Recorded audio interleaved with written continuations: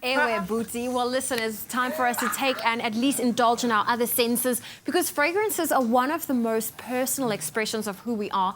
And South Africa was recently introduced to one of the most exciting fragrances of the year. Chanel No. 5 Lure was unveiled with a 400 square meter pop-up installation in Sandton City, where guests experience an unsurpassed journey of the senses. Chanel No. 5 is an iconic fragrance which has remained virtually unchanged since its debut in the 1920s. Coco Chanel says it's a woman's perfume with the scent of a woman, and now a new generation welcomes a fragrance with a No. 5 heritage, but it's a representation of women today. Women with a classic sense of glamour have come to know and love Chanel's No. 5, and now Chanel is rejuvenating that classic sense of elegance with a youthful twist. This new, younger fragrance was designed by Olivier Ponge and features citrus top notes, a heart of rose and jasmine, which mirrors the scent of its iconic sister, and ends with cedar and soft musk. The launch in Joburg was a celebration of all things chic and Chanel. Chanel No. 5 is probably the princess of fragrances, the Grace Kelly of fragrances. Or should I say Coco Chanel of fragrances, I suppose? Let's be politically correct.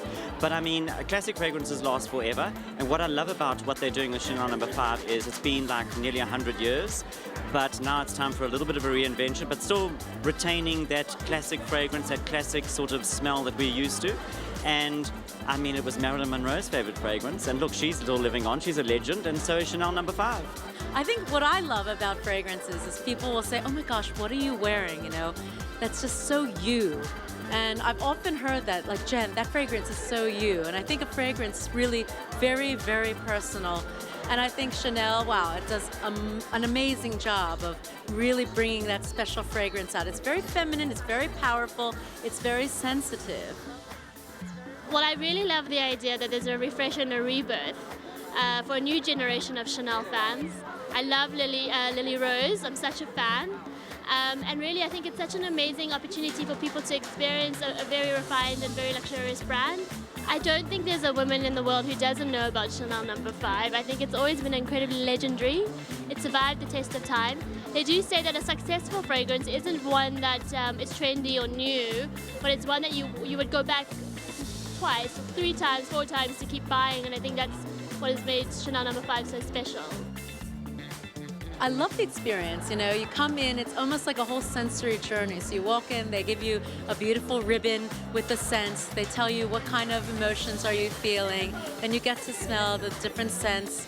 You get to go around, enjoy, socialize, have champagne, take selfies, which of course you know I love doing. The fragrance represents the combination of intrigue, strength and playfulness embodied by modern women. And because modern women work hard, launch night was a chance to be thoroughly pampered.